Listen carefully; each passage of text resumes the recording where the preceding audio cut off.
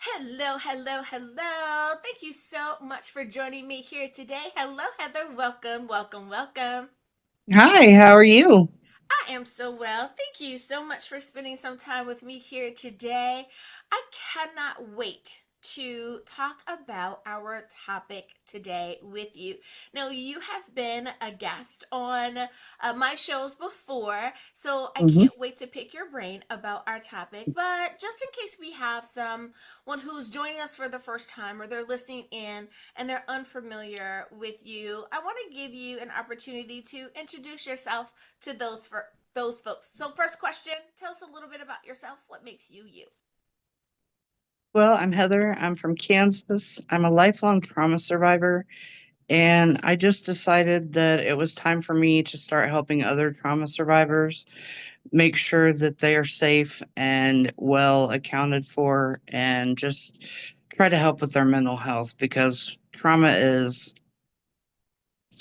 it's just so rampant in this country now. And so I've just made it my life's mission to make sure that anybody I come across that has trauma, that I treat them with the kindness and love that they deserve. So Absolutely, absolutely. And being a child trauma advocate is so important because in my mind, anyone who is helping the little ones heal, even if you're an adult, helping that inner child in you get to a place where you understand what's going on in the world, and that it's okay if you're still dealing with that as an adult. So many times I think that adults think that they have to be okay simply because they've gotten older, but hmm they're still wounded and hurt, and it's okay to talk that out.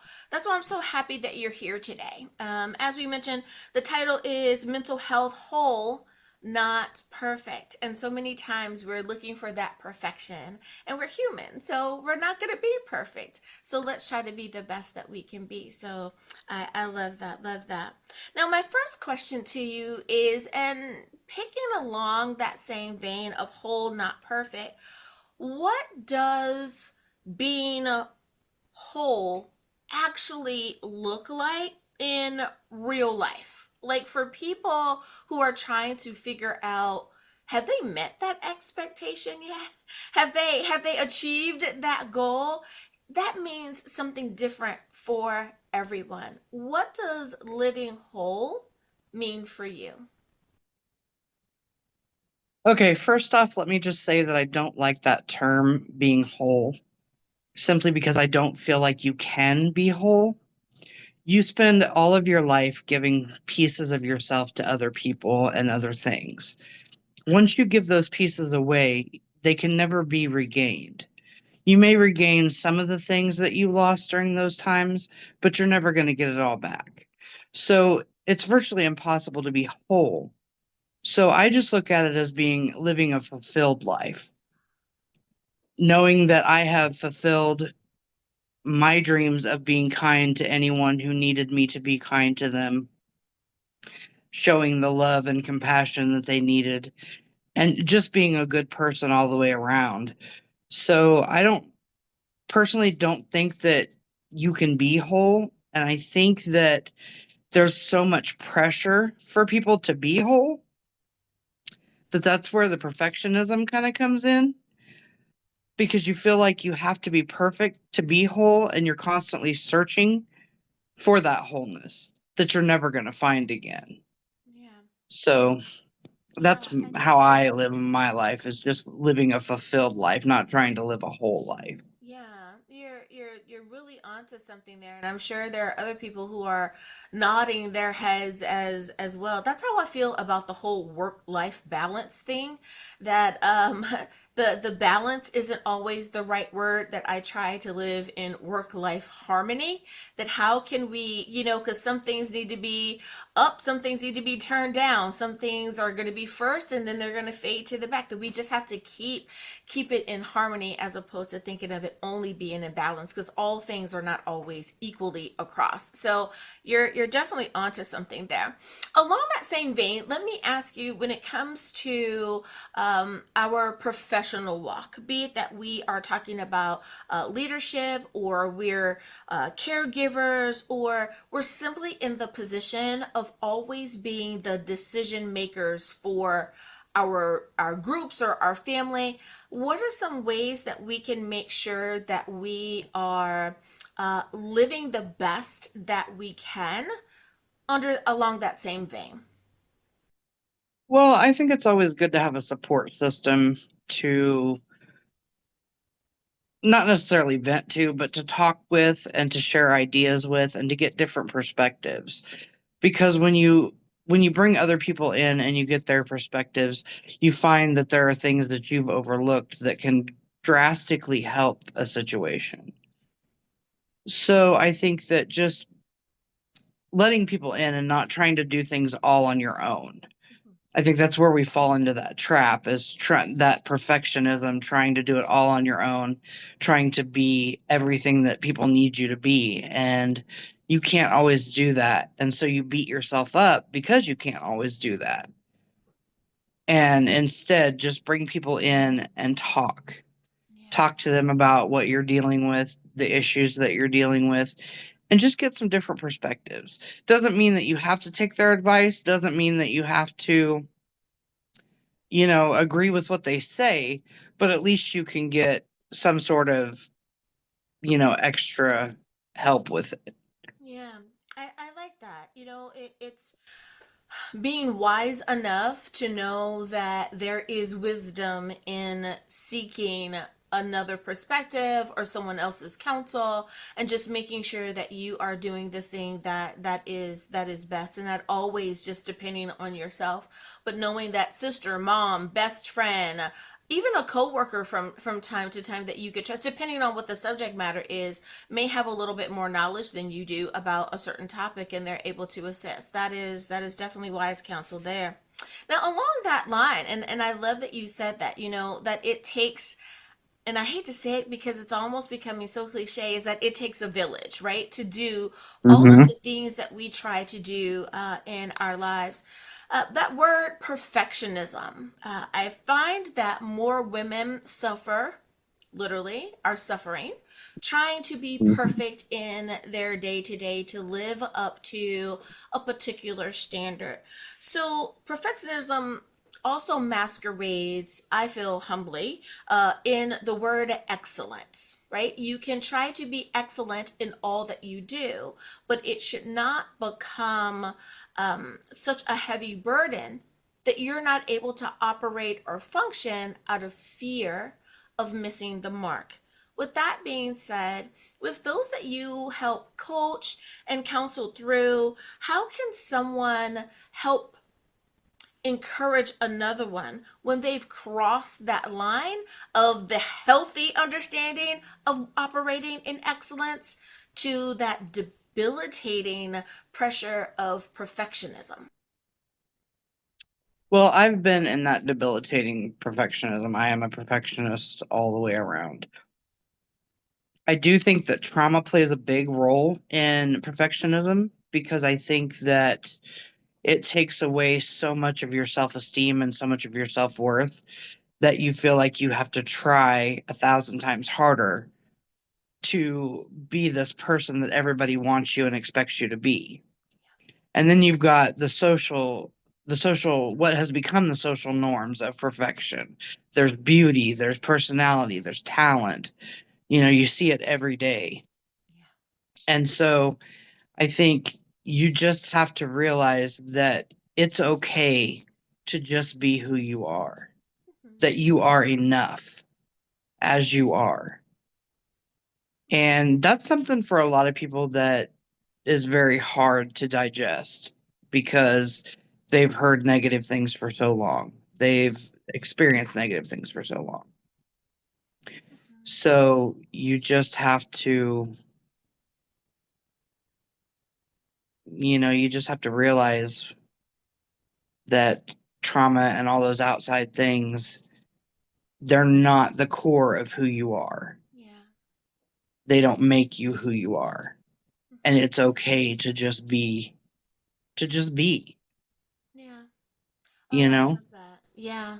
And you touched on a really hot topic there that I think more and more people are starting to have conversations about, and that is the fashion and beauty aspect of, how makeup or no makeup, how do you have your hair, or what colors are you choosing, and how do you, put clothing on your body. All of those things, I think, are starting to get more attention thanks to social media.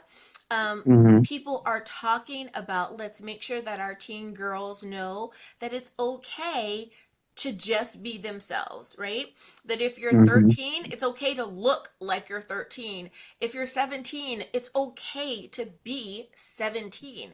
That we Yeah. have we have the rest of our lives to be an adult. So just Yeah. enjoy that stage, and to not have so much pressure on ourselves to look like something that we aren't. And I find that the variety that God gives to us naturally, right? Not trying to turn this into a religious conversation, but we have so much diversity already. We have so much to look at already. We shouldn't all try to look or be the same anyway. The same No. way we have different flowers and fruits and all of that, we as individuals, we can have that commonality, right? The love and the faith and the hope, but at the same time we can all be individually ourselves, and let that be okay. So I love that you mentioned that. Now, for some people, the thing that they are dealing with, and I love how you are able to remind people that so many times what someone is going through is because of the trauma that they have experienced. And I have this conversation when it comes to procrastination. So many times people think that procrastination is just laziness, and my counselor hat slips on sometimes, and I remind people sometimes procrastination is a trauma response. So before you call someone lazy, make sure that you understand the reasoning behind why they're taking their time. So I do want to ask about um, resting or learning how to pause. So many people are feeling guilty because they need to pause. I don't mean quit, but just take a break, take a beat back. From that all the way down to, I need to take a power nap, right? Like I need 10 or 15 minutes and I can wrap back around it. How do you help people understand that just because you're doing something, it doesn't mean that you are doing it at the best capacity? That sometimes a pause is needed. Well, doctors will tell you that it's better to eat like 6 small meals a day than 3 big ones. And it's kind of that way when you're talking about resting. So start out with 6 or even 3 10 to 15 minute breaks where you just sit and just decompress. Yeah, Kind of let your thoughts wander, let all those thoughts out, and then pick back up what you were doing. And then when it starts to get stressful and overwhelming and you feel like you're getting burnt out again, take another break. yeah, And this time, maybe eat something small to keep you, sustained. It's about finding a balance, but you've got to take those little breaks. And that doesn't mean that you're not doing anything. It just means that you're recharging. And that is doing something. You're yes, recharging your body and your mind to complete the task at hand in the best possible way that you can. And that's never a bad thing. Never. yeah, So don't look at it as, oh, I'm being lazy or I'm not doing anything. Just look at it as, I need this moment to recharge so I can be the best version of me that I can be. And so I can get this done the way I want it done, especially for people who are perfectionists. yeah, Because when they get tired and they get burnt out, it's very hard to continue on with the perfectionism. And then that gets very stressful and it just causes a whole host of problems. So just take those breaks, take those little breaks and know that you are doing what you need to do in that moment. Absolutely. Oh, that was such good advice. As soon as you said that, I said, "Up, it's like charge it in your phone. Plug it in your phone. Your phone Hmm. is still available. It's still doing what it needs to do. But at that moment, what it needs to do is charge. So if we need to charge our phone, if our bodies need to have water, we need to eat. Like there are these things that we simply have to do. We have to remember that taking a pause is something that we need to do as well. It is not optional because I think people that have had to have medical services provided because they were totally and completely burned out. They've passed out from exhaustion, or they've had to take actually like a well day, a sick day instead of a well day. They'll tell you if you don't do it, your body's going to do it for you. So do Hmm. rather to do it on your own terms than to be sat down, right? So I love it. Yes. I love it. Well, along that same vein, so many times when we are talking about the things that go on in our lives emotionally, I think people forget that we can be physically tired, but we can also be emotionally tired. We have a tendency to not want to sit down when we're physically tired. We don't want to take a step away. We think that, oh, I'll just have one more cup of coffee and I'll be okay. But we also have to deal with those emotional things that are going on in our lives that may also cause us to need to take a pause.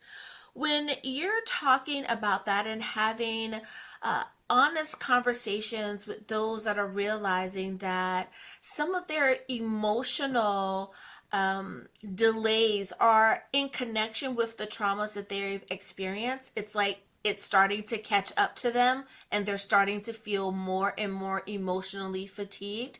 How do you help them deal with that aspect as well?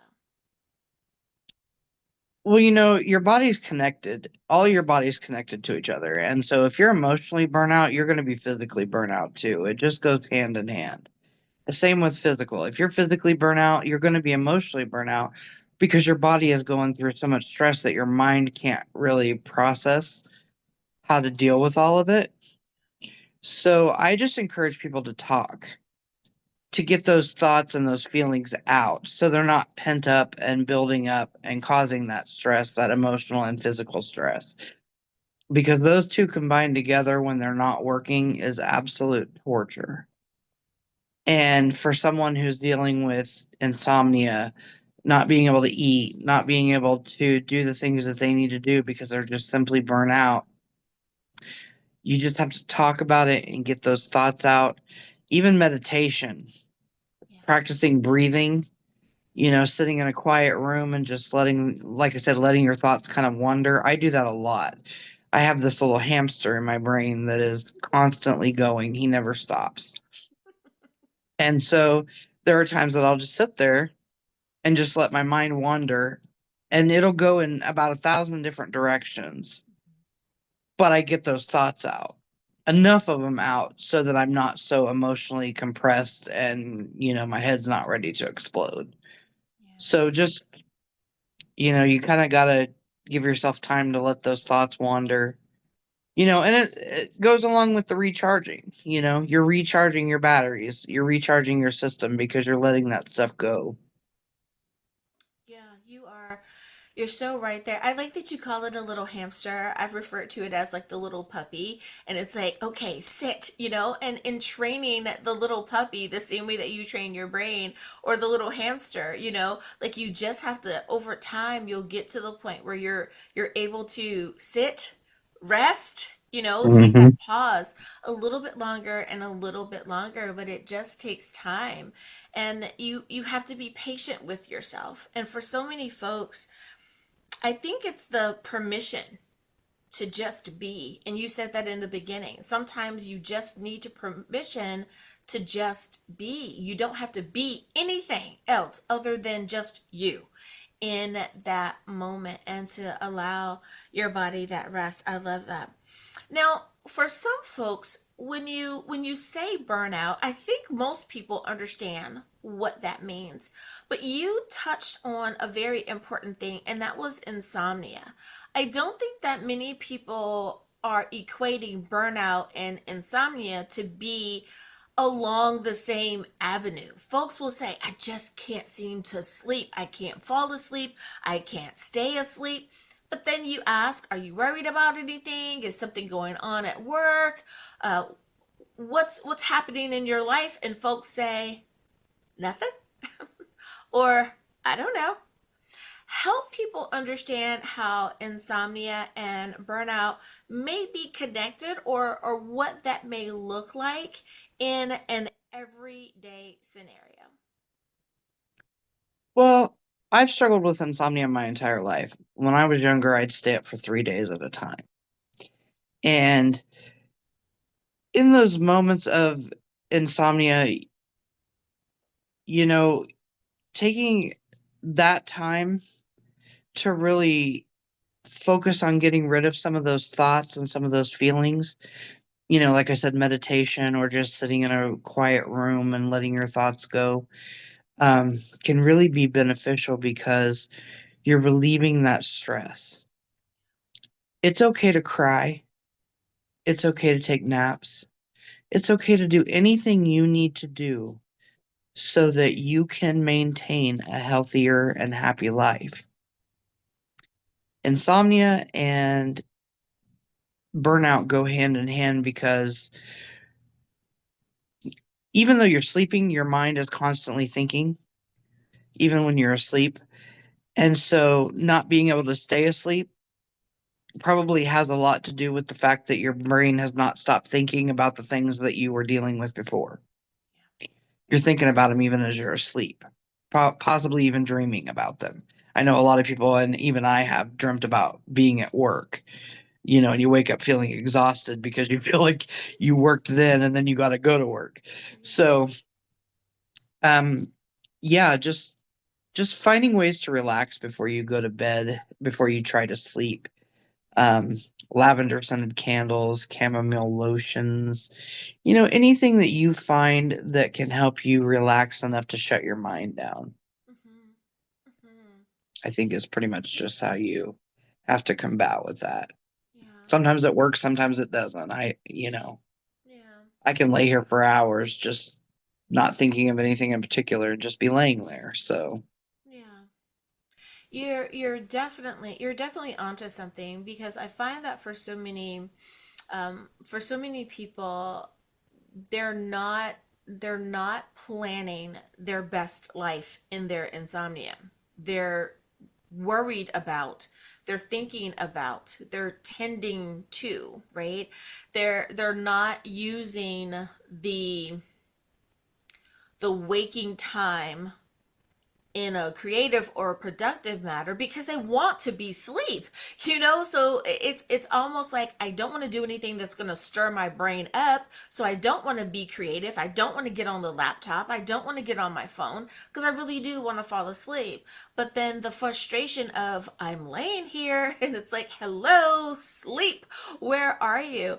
So yes, I can imagine that that must be such a frustrating time, because it's counterproductive to what you need to do during that time. But I'm so glad that you mentioned it, though, because someone is probably experiencing that right now and not realizing how tied in it is to other aspects of their lives. So thank you for saying that. Now, of course, I want to make sure that I give my little medical caveat here. If you are experiencing insomnia, please make sure that you check in with your medical team. It could be anything from depression to perimenopause, to needing to deal with a trauma. So make sure, again, that you check in with your medical team, and they can definitely address that. Sometimes we are just simply dealing with our body's rhythms being off center, and we need to just take a vacay to help us deal with the insomnia. So, yeah. And I think fibromyalgia is one thing that people need to yes, realize that causes a lot of that stuff. yeah, A lot of those symptoms can be caused by fibromyalgia, and people don't realize that. They yeah, don't realize just how many symptoms are tied in with that. mm-hmm, And so it's imperative to go to your doctor and get checked because when you don't sleep, something happens in your brain and you can become literally kind of hysterical. yeah, you know, to Yeah. where you can't think, you can't process anything, you know. So it is imperative to see your doctor and make sure that you get that checked out.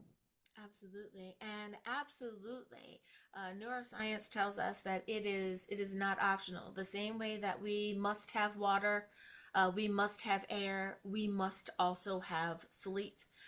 We need it in order for our brains to function properly. Um, they've also had some studies that show the links to detrimental side effects of not being able to get the proper sleep. So we really do need to be mindful of that. You are most correct there. So not resting properly is really not good for us. Put it up there, kind of like with sugar and all the other stuff. Too much Mhm. caffeine, too much sugar, not enough sleep. It is Yeah, definitely in the top five, and we should really be aware of that. And I think that burnout at work really does kind of play into that as well, because we're fighting against whatever's going on at work, be it that it's a coworker, a boss, it's the work itself, it's the drive time, whatever it is that really has us agitated when it comes to our work related stresses. It can just compound daily because you can't get out of it, right? So yeah. absolutely taking some time. One of the things that I always suggest to my client base is to journal. Use that time to write about what is going on. It helps get some of that worry, that concern out of your head and onto the paper. It isn't something that you need to go back and read, not that kind of journal, but one that you're simply just trying to get the thought out of your head so that you can make room or make some space for something more positive. So thank you Yeah. for that. Now, I want to give some time to you as well, because not only are you an advocate, but you are also an author. So, Heather, please tell us about your book. It's called I Promise It's Not Your Fault. And it's actually the story of all the traumas that I myself suffered up until the time I was 15. The main character is a boy because I wanted boys to understand that they too can suffer trauma and that it is okay to speak up and out when they have or know of someone who has. And the book basically just teaches kids that there are things that they can control, things that adults can control, and things that no one has control over. And that when they've been traumatized, there is nothing in that scenario or situation that was their fault, that they did not have control over it. You know, I wanted them to know that they are still loved, that they're cherished, and just that they have a friend, somebody that they could come and confide in if they needed to, that would never ever judge them or make them feel like they were invalidated in any way. And I also wanted them to know that how imperative it is to watch out for the signs and the symptoms of trauma and what those things look like. So I went in, I discussed everything from divorce to human trafficking in my book and kind of went through the signs and symptoms of each of those, what those might look like. So I just tried to make it to where kids could understand that trauma is absolutely not their fault and that they are loved and that there's nothing wrong with them. Oh, that is so beautiful. And thank you for not only sharing your story in such a way, but for also being mindful of the boys who are often not believed, or have a different type of embarrassment because they're boys, and they don't know how to share. But I also think that it's good because it will help the adults understand that that child still needs an adult to tell, to be able to share. And just because you Hmm. don't know how to handle it doesn't mean that it isn't true. So, Hmm. yeah, that is so needed. Thank you for stepping out and really stepping into that space. We have a lot of organizations that help women, that help adult women that help adult men, but they don't always address children, or they don't get as much airtime, we can say, as those that are addressing or helping the adults. So thank you so much for that. Now, if someone wants to reach out to you, if they want to perhaps invite you to speak at their event, there are so many causes and awareness organizations out there that are always looking for someone who can help and really speak from that personal perspective. What is the best way to get in contact with you? Right now, the best way to get in contact with me is through either my email, which is heathersells79@gmail.com, or on Facebook under Heather Sells. And it'll say H.A. Mitchell in parentheses by my name so that you'll know it's me. And my bio also says that I'm the author of I Promise It's Not Your Fault. So just feel free to send me a message on either platform. And I'm more than willing to talk with you, to share my experiences with you, to listen to your experiences. And I'm looking forward to learning from anybody that wants to reach out and talk to me. Absolutely, absolutely. Well, Heather, thank you again for coming on, sharing your story, and encouraging our listeners today. Thank you again. Yes, absolutely. Thank you for having me.